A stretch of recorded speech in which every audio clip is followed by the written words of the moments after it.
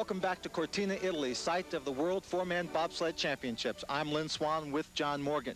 I told you earlier that disaster can strike at any time. In 1966, a West German driver, Tony Pinsberger, was killed on this track. In 1981, USA driver Jim Morgan died on this track, John's brother. John, first time you've been back since 1981. Your personal and expert thoughts on this track. Well, Lynn, the Morgan family has put this tragedy behind us, and it's just ironic, the fact that we had to use Jimmy's death to improve the conditions, the safety conditions in this track, but it has. They've eliminated 300 meters at the top of the track. They slowed the track down from 80 miles an hour to 74 miles an hour, and again, the utmost concern of all bobsledders is safety, and I think this track proves it. Let's take a look at the track. Up top, where the speeds are slow, the drivers can't make any mistakes. They come into a big two-corner combination, Belvedere, Bandione, long straightaway into Antelo, Cristallo, one of the biggest corners in the sport, long straightaway into the finish corner, the completion of one of the famous tracks in the world, Cortina. Safe and still challenging, as less than 0.8 of a second separates the top 5 teams coming into the final round of competition. Those teams are the Swiss 1 and 2 sleds, and then followed by GDR1, East Germany, and also Austria 1 and GDR 2. Right now, that's Harold Schudai, the driver for the East German number 2 sleds. He's only 25 years old. He was a world junior champion in 4-man in 1987.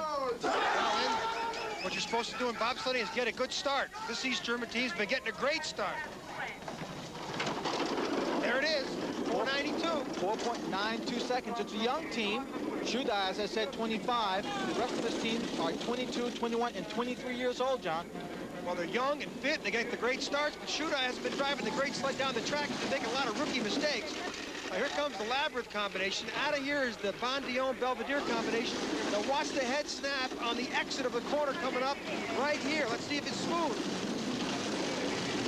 No, Lynn, he makes the mistake with the right-hand rope. He pulled too early. That's going to cost him some speed points here in the straightaway. Here's Antelo. Cristallo. Too high there. Oh, and it cost him. Now, the speed on the right should be at least 72 miles an hour. It is, 72.6. He's got a pretty good heat going for all the mistakes he's made, Lynn. He has a good heat going. We'll see if his speed holds. He moves in the first place, 53.71. A very excellent time, quickly into the number 1 spot. And as quickly as he moved into number 1, he could move out with the likes of Ingo Appelt driving the Austrian number 1 sled, the European champion in 4-man competition. There you see his team. Well, then these guys have had a lot of time together for like 3 or 4 years. Again, bobsledding is very much a team sport. And they're going to need a team effort right here at the start. The East Germans got a 4.92. They're going to need at least that to be competitive at the bottom.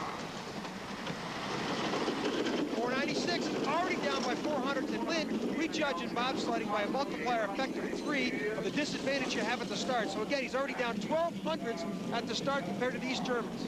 He has time to make up. I would have to say that Ingo Appelt, as good a driver as he is, has been sliding for 8 years, has to have a little bit of fear on this track. He's crashed a 4-man bobsled doing practice. Well, I'm sure it's the farthest thing from his mind now. Let's watch for the exit of this corner and see if he's got a good transition. Not bad, Lynn. A little bit of a sway. He needs the speed right here in the straightaway. Oh, he's in a skid. That's going to cost him a lot of speed. There he is in the Cristallo, the big corner. Looking for 72.6 is the miles per hour these Germans had. 71.5. Lynn, he lost all the time up there in the straightaway. Every time he got sideways, it's like an eraser on the time. 54.02, second place. That means Harold Schudai of East Germany still is in the number 1 spot, and the young East German has to be happy with that. And also concerned that the top drivers in this competition are yet to come.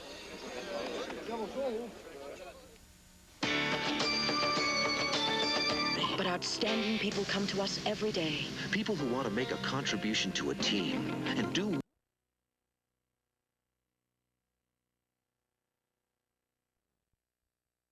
with the designed inside.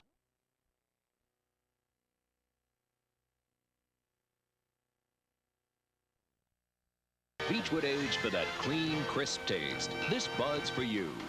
By Kellogg's Nut and Honey Crunch. The taste of nuts and honey with a hearty crunch. Now in new biscuits, too. And by Delco Electronics.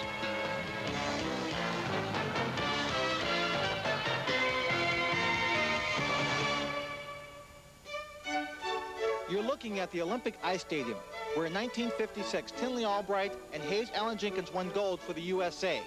Cortina also brought together two legends of bobsledding, Wolfgang Hoppe and Eugenio Monte, who have both won double golds in Olympic competition.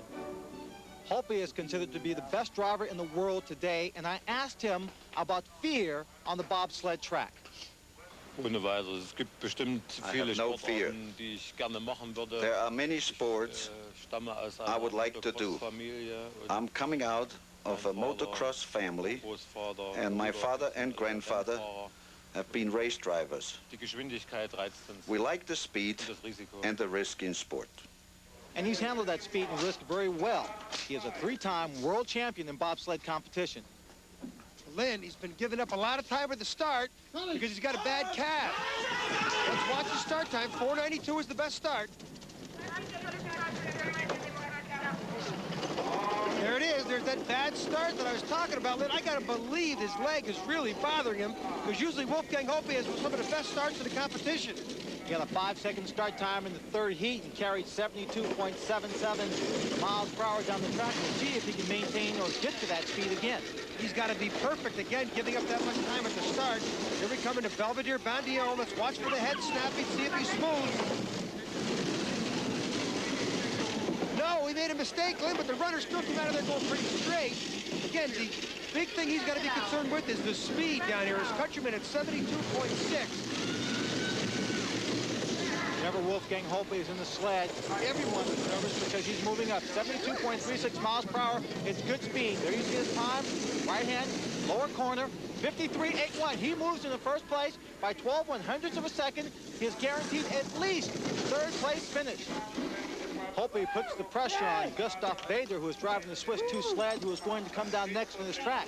And Vader, although he has put together 3 of the best runs on this track, John, has a reputation for losing it in the 4th run. Well, usually he's in first place going to the 4th run.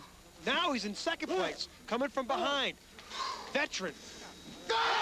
Watch him at the start, Lynn. 4:92 is the good East German time at the left, and he's got to be near that to be competitive at the bottom. There it is. 4:93 start. Needless to say, very competitive. This is where he's been competitive with driving the sled down the course. I got to believe he's put the best 3 heats in so far. Former downhill skier did not make the Swiss national team in 1987, so a good run here in a championship means a lot to him. Well, he has a little skid already up here where it's slow. It's really going to cost him. Let's watch how smooth he is here out of Belvedere Bandillon. Let's take a look. Like glass, Lynn. Perfect. Good speed. Onto low. We're looking for 72, 4-mile-an-hour speeds or so to be competitive. A little bump. Is that going to hurt him? Will he beat Hoppe? I think with 72.5, he's got enough to beat Hoppe. He's got at least a silver medal here for the Swiss. 53.78. He does it. By half a second, Gustav Vader moves up in front of Wolfgang Hoppe. 2 of the perennial powers in bobsledding. East Germany and the Swiss are battling it out. For now, it's a showdown. The Swiss #1 driver, Nico Baracchi, is getting set to come. He is 31 years old. He's only been bobsled driving for 3 years. We asked him when he looked at the ice, what does he see? I see little bumps. I see maybe where the turn is falling down, and so you know the point where to steer. And that's the most important thing on bobbing, to get the right point to steer.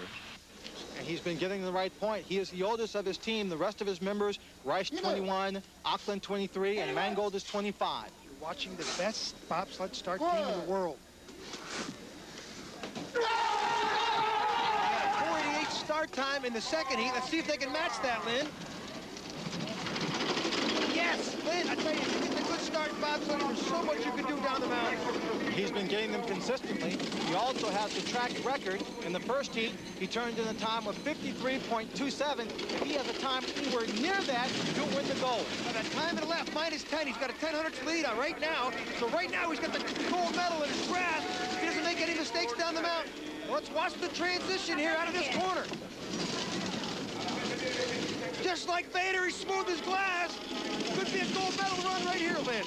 We talked with him. He said he didn't think he could win first place. He was hoping just to medal. But right now, I think he has to take first place all the way. Let's watch the speed now. 72.5 is what Vader had. Remember to Betty, 72.1. That's not a good sign.